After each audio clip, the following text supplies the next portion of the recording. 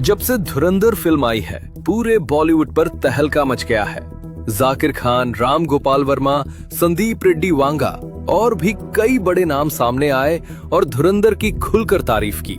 यहाँ तक कि मोदी जी ने भी इसके बारे में बात की। धुरंधर फिल्म आई तो बोलने लगे झूठ है। लेकिन बॉलीवुड का जो एलीट तबका है वो बेहद दुखी है। न कोई ट्वीट, न कोई प्रेज, न कोई कंग्रेचुलेशंस। वो चुप्पी जो खुद बहुत कुछ कह देती है। लेकिन ये पहली बार नहीं हुआ। जब भी कोई बाहरी आकर फिल्म बनाता है और वो इतनी बड़ी हिट होती है, तो जो लोग बॉलीवुड को अपनी जागीर समझते हैं वो हमेशा उन्हें नजरअंदाज करते हैं। विवेक अग्निहोत्री ने कश्मीर फाइल्स बनाई, उनके साथ भी यही हुआ। संदीप रेड्डी वांगा के साथ भी यही सलूक किया गया और अब धुरंधर के साथ भी वही कहानी दोहराई जा रही है। जैसा जाकिर खान ने कहा था, जली है और जली तो है। लेकिन जब से संदीप रेड्डी वांगा का ट्वीट आया, तब से एक अलग ही बहस छिड़ गई। संदीप ने अपने ट्वीट में लिखा, नजर से बचने के लिए सिर्फ मुट्ठी भर लाल मिर्च से काम नहीं चलेगा, पूरा खेत जलाना पड़ेगा। अब सवाल ये है, कहीं ये शाहरुख खान की रेड चिलीज एंटरटेनमेंट का मजाक तो नहीं था? चाहे जो भी हो, इस एक ट्वीट ने बॉलीवुड के अंदर की खेमेबाजी और जलन को एक बार फिर सबके सामने उजागर कर दिया। लेकिन असली सवाल ये है, बॉलीवुड का एलीट तबका हिंदू इतिहास पर बनी फिल्मों से इतना क्यों जलता है और धुरंधर के आने से बॉलीवुड में क्या बदलेगा? आइए विस्तार से देखते हैं। बॉलीवुड में इतना आईएसआई, पाकिस्तान प्रेम और इस्लामिक प्रभाव क्यों दिखता है? इसके पीछे एक बहुत गहरा ऐतिहासिक कारण है। जब देश आजाद हुआ तो बॉलीवुड में बहुत से ऐसे अभिनेता, लेखक और निर्देशक आए जो पाकिस्तान से आए थे या इस्लामिक संस्कृति से गहराई से जुड़े थे। तो ये प्रभाव स्वाभाविक रूप से फिल्मों में दिखने लगा। आपको जानकर हैरानी होगी, बॉलीवुड के पहले सुपरस्टार कहे जाने वाले दिलीप कुमार का असली नाम था मोहम्मद यूसुफ खान। 1960 में आई मुगले आजम में उन्होंने जहांगीर का किरदार निभाया। फिल्म में जहांगीर को एक महान सांस्कृतिक और आदर्श शासक के रूप में दिखाया गया, जबकि इतिहास में जहांगीर एक बेहद अय्याश और क्रूर शासक था, जिसने अपने पिता अकबर के खिलाफ विद्रोह किया था और शराब में डूबा रहता था। लेकिन बॉलीवुड में उसे नायक बना दिया गया। और ये सिर्फ एक उदाहरण नहीं है। उस दौर की फिल्में देखकर आज हंसी भी आती है और गुस्सा भी। एक फिल्म में अमिताभ बच्चन हरे रंग का झंडा लपेट कर कहते हैं, इसमें 3 गोलियां अभी और बाकी हैं, तो भाई चला गोली। तेरे हाथ में मौत का सामान है तो मेरे सीने पे खुदा का नाम है। एक और फिल्म में अमिताभ बच्चन ने 786 का बैज गर्व से पहना। मुगलों की तारीफ में कसीदे पढ़े जाते थे, उन्हें उदार, महान और सांस्कृतिक दिखाया जाता था। और हिंदू देवी देवताओं के साथ क्या होता था? जब भी हिंदू धर्म की बात आती तो या तो मजाक बनाया जाता या अंधविश्वास से जोड़ा जाता। पंडित हमेशा हास्यास्पद दिखते, मंदिर हमेशा पाखंड का अड्डा, हिंदू रीति रिवाज हमेशा पिछड़ेपन की निशानी। लेकिन अगर किसी दूसरे धर्म को दिखाना हो तो बड़े अदब और सम्मान के साथ। ये दोगलापन दशकों तक चलता रहा। हमेशा मुगलों को महान दिखाओ, हिंदू इतिहास को नकारो। यही बॉलीवुड की अघोषित नीति बन गई थी। 1990 के दशक में आते आते हालात और भी बदतर हो गए। दशकों तक खान गैंग ने बॉलीवुड पर कब्जा जमाए रखा और जो नैरेटिव परोसा गया उसके बारे में क्या कहूं। YRF यानी यश राज फिल्म्स की जासूसी फिल्मों को देखिए। इनकी स्पाई यूनिवर्स में रॉ का एजेंट ISI की महिला के साथ मिलकर पाकिस्तान के प्रधानमंत्री को बचाता है। भारत का जासूस पाकिस्तान की रक्षा करता है। मुझे तो ये समझ नहीं आता, ऐसी फिल्में भारत में बनती कैसे हैं और बैन क्यों नहीं होती। ये वही ISI है जिसने 26/11 कराया। भारत में जितने बड़े आतंकी हमले हुए उनके पीछे ISI का हाथ रहा और YRF की फिल्में उसी ISI का PR करती हैं।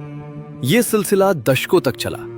YRF की स्पाई फिल्मों का वो सीन देखिए जिसमें भारत और पाकिस्तान का झंडा साथ साथ लहरा रहा है, जैसे दोनों एक हों, जैसे उस झंडे तले कोई फर्क ही ना हो।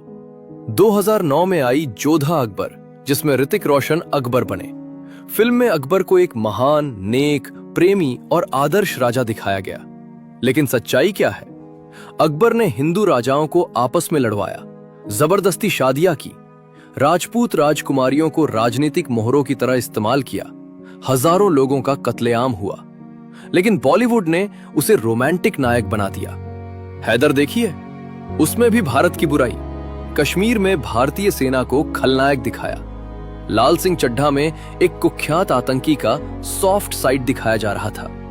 अरे भाई, जो अपने धर्म के नाम पर किसी को भी मार सकते हैं, निर्दोषों का खून बहा सकते हैं, उनका सॉफ्ट साइड क्यों दिखाना है? उन्हें सिंपैथेटिक क्यों बनाना है? लेकिन यही बॉलीवुड का एलीट एजेंडा था। 2000 में बॉलीवुड आए, 13 साल तक संघर्ष किया। किसी ने हाथ नहीं थामा, किसी ने मौका नहीं दिया। फिर खुद पैसे जुटाए और URI बनाई, जो सुपर हिट हुई।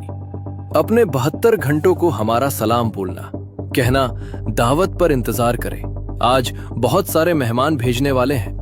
ये डायलॉग आज भी रोंगटे खड़े कर देता है। और फिर उन्होंने धुरंधर दी, जिसने बॉलीवुड की नींव हिला दी। लेकिन इस पूरे बदलाव की शुरुआत की थी SS राजामौली ने। बाहुबली ने पहली बार यह साबित किया कि भारतीय संस्कृति को गाली दिए बिना भी फिल्में बन सकती हैं और दर्शक उन्हें प्यार करेंगे। उन्होंने वो दरवाजा खोला जिससे तानाजी, छत्रपति संभाजी, कांतारा, RRR और धुरंधर जैसी फिल्में बाहर आईं। और अब तो बॉलीवुड के इनसाइडर्स भी राम मंदिर के उद्घाटन में जा रहे हैं। बॉलीवुड की सबसे महंगी फिल्म रामायण पर बन रही है। ये बदलाव क्यों? क्योंकि अब प्राउड हिंदू होना अनुकूल नहीं रहा। ये सब बीजेपी के सत्ता में आने के बाद ही संभव हुआ। कांग्रेस के दौर में पाकिस्तान परस्त इस्लामिक रेडिकल कंटेंट को बढ़ावा मिलता था। वो नहीं चाहते थे कि राम मंदिर बने, आर्टिकल 370 हटे, हिंदू अपनी संस्कृति पर गर्व करे। बीजेपी मानती है कि भारत एक गौरवशाली हिंदू सभ्यता है। इसीलिए बीजेपी के कार्यकाल में Kashmir files, Kerala story, Tanaji, RRR, धुरंधर बनी। मैं गारंटी से कह सकता हूं, इनमें से 90% फिल्में कांग्रेस सरकार में नहीं बन सकती थी। अब ये सिविल वॉर में कौन जीत रहा है? साफ दिख रहा है, बाहरी जीत रहे हैं। आदित्य धार की फिल्में बॉलीवुड की सबसे सफल फिल्में, Sandeep Vanga blockbuster, Vivek Agnihotri mega hit. इन सब को ब्लैकलिस्ट करने की कोशिश हुई, लेकिन ये नेशनल फिनोमिनन बन गए बिना पुराने बॉलीवुड की मंजूरी के। पहले एक पत्ता भी बॉलीवुड एलीट की इजाजत के बिना नहीं हिलता था। आज एक बाहरी की वजह से पूरा बॉलीवुड पत्ते की तरह हिल रहा है। मेरी एक उम्मीद है, इस नई पीढ़ी के फिल्मकारों की बदौलत भारतीय सिनेमा का एक स्वर्णिम दशक आए, जहां भारतीय फिल्में सिर्फ मनोरंजन नहीं बल्कि भारत की सॉफ्ट पावर बने, जैसे अमेरिका के लिए टॉप गन, जीरो डार्क 30 और जॉन विक ने किया। आगे अगर हम बॉलीवुड का भविष्य देखें तो थोड़ी उम्मीद जरूर बन रही है। सुनने में आ रहा है कि आदित्य धार चंद्रगुप्त मौर्य पर फिल्म लाने वाले हैं, और ये सच में बहुत बड़ी बात है, क्योंकि चंद्रगुप्त मौर्य कोई साधारण राजा नहीं थे। उन्होंने नंद वंश जैसी शक्तिशाली सत्ता को जड़ से उखाड़ फेंका, सिकंदर के उत्तराधिकारियों को युद्ध में धूल चटाई और चाणक्य की अद्भुत नीति के साथ मिलकर एक ऐसा विशाल साम्राज्य खड़ा किया जो आज के पाकिस्तान, अफगानिस्तान से लेकर दक्षिण भारत तक फैला हुआ था। और जब सब कुछ उनके हाथ में था, सत्ता, वैभव, साम्राज्य, तब उन्होंने सब कुछ छोड़ दिया। यही वो कहानी है जो दुनिया को बतानी चाहिए। आदित्य धार और रणवीर सिंह का ये प्रोजेक्ट इसीलिए इतना रोमांचक लग रहा है। इसमें युद्ध है, नीति है, ड्रामा है और आत्मत्याग है, ये सब एक साथ। नितेश तिवारी रामायण ला रहे हैं। अच्छी होगी या बुरी, वो अलग बात है, लेकिन कम से कम भारत का वो असली इतिहास और संस्कृति पर्दे पर आएगी जो हमेशा से दबाई जाती रही। और सबसे बड़ी बात, SS राजामौली की बनारसी, ये इस वक्त सबसे ज्यादा प्रतीक्षित फिल्मों में से एक है।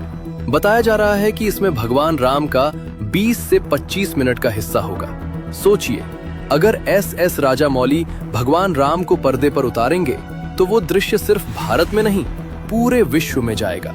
भारत का गौरवशाली इतिहास और संस्कृति दुनिया के कोने कोने तक पहुंचेगी।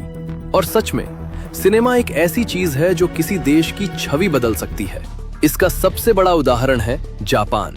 जापान ने अपने एनिमे के जरिए पूरी दुनिया में अपनी संस्कृति फैलाई। आज दुनिया का हर कोना जापानी संस्कृति को जानता है, पहचानता है, पसंद करता है, सिर्फ इसलिए क्योंकि जापान ने अपनी कहानियां खुद बताई। सॉफ्ट पावर का यही असली अर्थ है। भारत के पास तो हजारों साल का इतिहास है। महाभारत है, रामायण है, चंद्रगुप्त है, पृथ्वीराज है, शिवाजी है। बस जरूरत है उन्हें सही तरीके से दुनिया के सामने रखने की। लेकिन बॉलीवुड में एक लॉबी है जो इन फिल्मकारों को हमेशा नीचा दिखाने की कोशिश करेगी, रोड़े अटकाएगी, नजरअंदाज करेगी। फिर भी अच्छी बात यह है, ये नए फिल्मकार किसी से डरते नहीं और दर्शक भी इनके साथ है।